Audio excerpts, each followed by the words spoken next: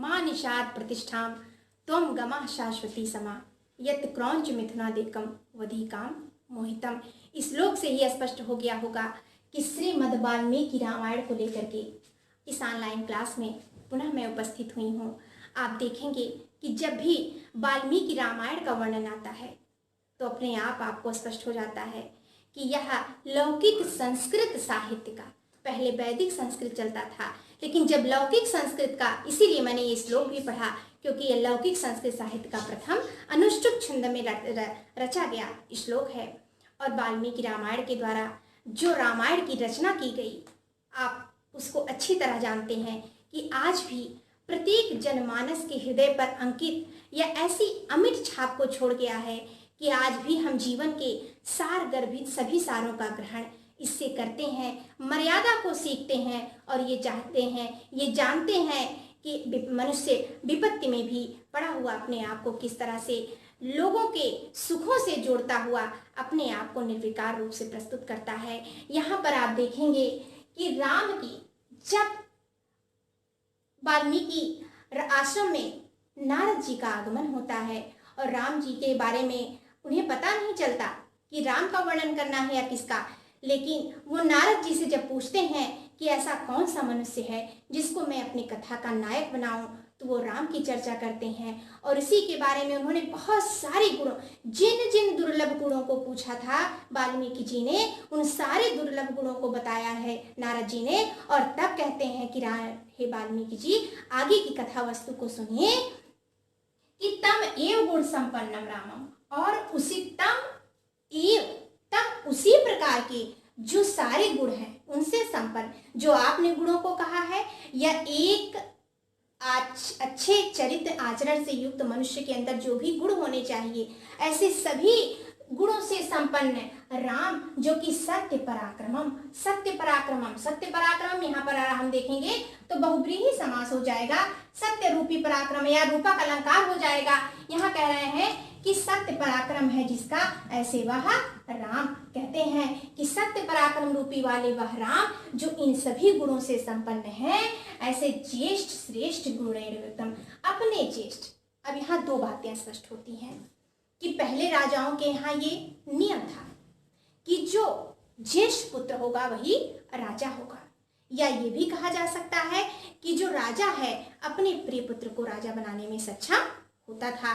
तो यहाँ दोनों चीजें हैं, राम सभी श्रेष्ठ गुणों श्रेष्ठ गुणों से युक्त भी हैं और ज्येष्ठ भी हैं, राजा दशरथ के बड़े पुत्र भी हैं। तो और सबसे बड़ी विशेषता क्या है कि प्रियम, ऐसा नहीं है कि राजा दशरथ अपने अन्य पुत्रों को प्रेम नहीं करते थे, लेकिन राम उनके विशेष प्रिय थे।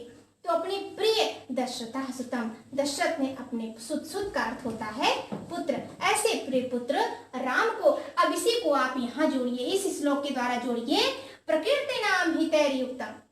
सिर्फ इसीलिए नहीं कि वह श्रेष्ठ गुणों से युक्त थे और राजा के प्रिय पुत्र थे, जी नहीं, सिर्फ इन्हीं गुणों से एक व्यक्ति को राजा नहीं बनाया। जैसा आज की तरह राजा की बात यहाँ नहीं हो रही है, ये राजा दशरथ के युग की बात हो रही है, ये सूर्यवंशी राजाओं की बात हो रही है। तो यहाँ कह रहे हैं कि जो प्रकृति नाम, अर्थात प्रकृति का अर्थ, यहाँ पर इस प्रकृति से तात्पर्य नहीं है हम जिस प्रकृति में रहते हैं, यहाँ प्रकृति का अर्थ है प्रजा। जहाँ प्रजा अर्थात वो सिर्फ श्रेष्ठ गुणों से युक्त या राजा दशरथ के प्रिय पुत्र ही नहीं थे, बल्कि प्रकृति नाम हितैर्युक्तम, प्रजा के हित में सदा रत रहने वाले, प्रकृति प्रिय काम्या, जो हमेशा किसके हित में लगे हुए रहते थे, प्रकृति नाम, प्रजाओं के हित में लगे रहते थे। तो प्रजाओं के हित में लगे होने के कारण प्रकृति प्रिय काम्या, जब उन्होंने देखा कि मेरे पुत्र को प्रजा के हित की बातें बहुत ही अच्छी लगती हैं, तो अपने प्रिय पुत्र के, जो कि प्रकृति के प्रिय थे, यानी कि प्रजाओं के प्रिय थे, तो उसी प्रजा का प्रिय करने की काम्या अर्थात इच्छा से, काम्य का अर्थ होता है, काम का अर्थ होता है इच्छा, काम के अर्थात उसकी इच्छा करते हुए कि मेरे राजा बनाए जाने के द्वारा राम प्रजा का हित कर पाएंगे, तो ऐसी इच्छा से युक्त होकर के यवराज्येन, युवराज के पद, युवराज का पद ऐसा होता है जो कि राजा के बाद राजा बनता है, उसी जो राजा के बाद राजा बनेगा उसी को क्या कहते हैं, युवराज।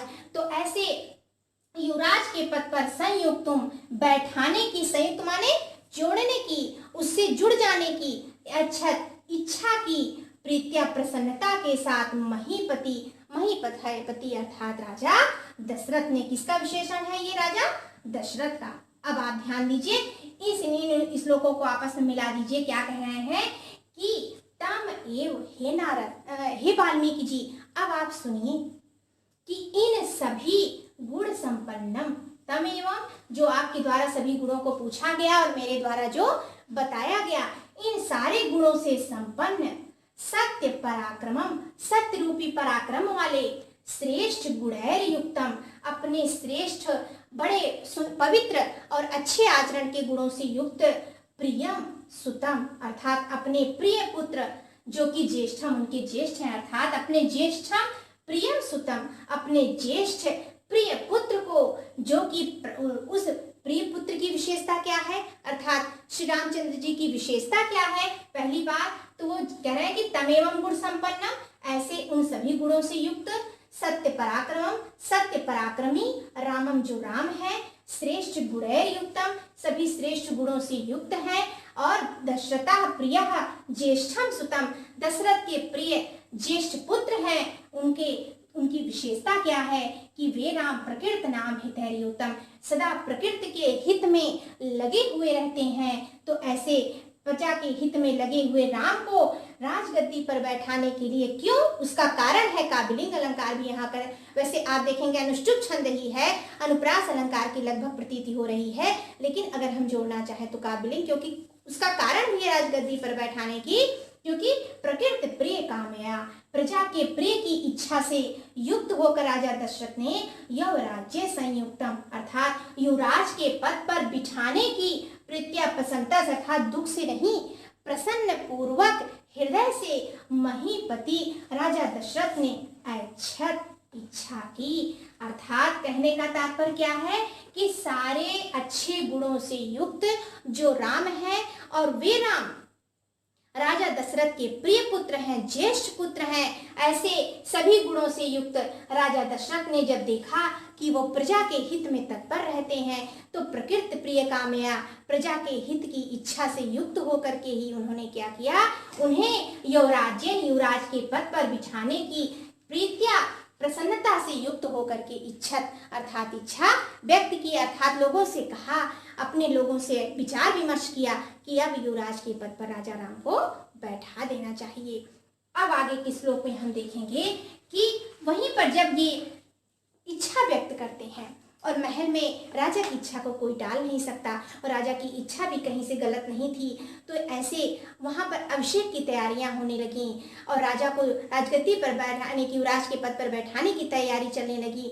उसी समय तस्या अभिषेक संभ्रान, अर्थात यहाँ पर आप ध्यान दीजिए, हुई है वही जो राम रचि राखा, अर्थात जो भगवान ने रचा है होना वही है। यहाँ तैयारी हो रही है, लेकिन यहाँ पर देखिए कि पीछे क्या चल रहा है कि तस्या अभिषेक संभारा, अर्थात उनके अभिषेक, किसके अभिषेक की, अर्थात राम जी के अभिषेक की तैयारी देख करके, दृष्टवा देख करके, भार्यार्थ कैकेयी, भार्या जो भाई को ग्रहण करे, अर्थात पत्नी, उनकी पत्नी कैकेयी, किसकी पत्नी कैकेयी, अर्थात दशरथ की पत्नी कैकेयी ने पूर्वम, अब यहाँ की बहुत सी कहानियां हैं, जैसे कि उनकी दो दासी थी मंथरा, जो कैकेयी के साथ ही आई थी, उसकी भी कहीं से भी कोई त्रुटि नहीं थी। मैंने पहले भी कहा कि हुई है वही जो राम रचि राखा को करितर बढ़ावे शाखा, कहने का तात्पर्य है कि जब जो भाग्य में लिखा है, आपके ललाट पर अंकित है, वो तो होना ही है। राम तो ने जन्म लिया था, अवतार ग्रहण किया था रावण के, दुष्टों के, राक्षसों के संहार के लिए। अगर वो राजगद्दी संभाल लेते तो शायद वो वन में ना जाते और रावण का संहार ना होता। तो उसकी जिह्वा पलट दी गई, और कैकेयी भी राम को पुत्रवत स्नेह करती थी। और किसके द्वारा पलट दी गई, उसमें भी क्या, कौन बना कारण, मंथरा। तो मंथरा ने इतना भर दिया कैकेयी को, और कैकेयी ने क्या किया, पूर्वम दत्तवराह, पूर्व में दे दिए गए वर, अर्थात कभी पहले रानियां भी वीर होती थीं, और राजा दशरथ कैकेयी को बहुत प्रेम करते थे, तो वो युद्ध में कैकेयी को लेके युद्ध में और भी दो रानियां जा सकती थीं, इसका मतलब है वो भी वीरांगना थी कैकेयी। तो युद्ध में सहायता के लिए उनकी जाती थी। उस समय उन्होंने 2 बार जान इंद्र की सहायता के लिए राजा दशरथ गए हुए थे, तो उनकी 2 बार उन्होंने जान बचाई थी। तो उन्होंने कहा था कि आप मुझसे 2 बार मांग सकती थी। वो रानी थी, राजा दशरथ की प्रिय थी, उन्हें किसी चीज की इच्छा नहीं थी। उन्होंने कहा चलिए ठीक है, हम बाद में कभी आपसे वर को मांग लेंगे। और आज उसी वर का स्मरण मंथरा ने दिला दिया। तो वही कह रहे हैं कि पूर्व दत्त वराहा, पहले दिए गए देवी कैकेयी को जो वर था वरम अयाचत, उसमें से उन्होंने वर को मांग लिया। किससे मांग लिया? राजा दशरथ से मांग लिया। किसने मांग लिया? कैकेयी जी ने मांग लिया। क्यों मांग लिया? अब उसका रीजन बता रहे हैं कि विवासनम च रामस्य, राम का विवासन, विवासन अर्थात निर्वासन, निर्वासन अर्थात अब जंगल ही जाना था उन्हें महल से निकालने का उन्होंने वर मांग लिया। तो जाहिर है कि वो कहीं और जाते, तो जंगल जाने का वर उन्होंने मांगा। तो राम का विवासन, नाम का निर्वासन, और भरतस्य अभिषेचनम, और अपने पुत्र भरत का क्या मांग लिया? अभिषेचनम अर्थात अभिषेक। कहाँ पर? युवराज के पद पर।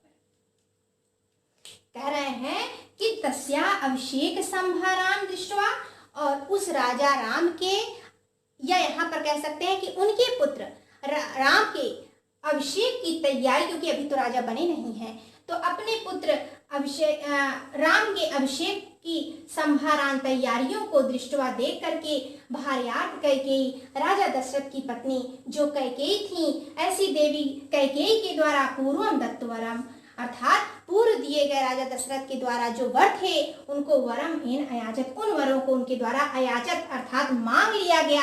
अर्थात उन्होंने कहा दशरथ से कि आपने मुझे 2 वर दिए थे, अब उस वरों को पूर्ण करने का समय आ गया है। और उन्होंने पहला वर क्या मांगा? विवासनम च रामस्य, जब तक राम का विवासन नहीं होता तब तक भरत का अभिषेचन नहीं होता।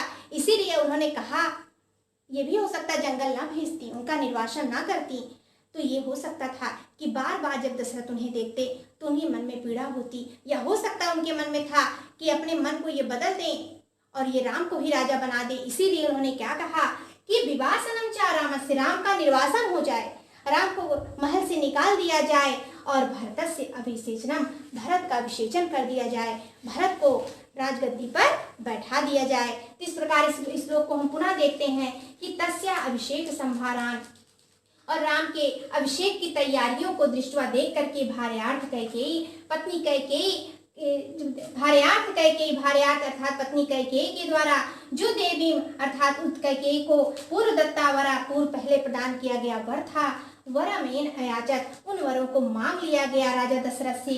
और उन्होंने कहा विवासनम च रामस्य, राम का निर्वासन हो जाए, भरतस्य अभिषेचनम, और भरत का अभिषेचन हो जाए। और हम देखेंगे कि यहीं से कथा वस्तु पलट जाती है और रामायण अपने में एक अद्वितीय अलौकिक महाकाव्य के रूप में सामने आता है। क्योंकि राम जब तक वन नहीं जाते तब तक एक गरिमामयी मर्यादा से पूर्ण एक कथा वस्तु का निर्माण न होता, और हमारे समक्ष वाल्मीकि जी के द्वारा रचित रामायण का अवलोकन नहीं किया जा सकता।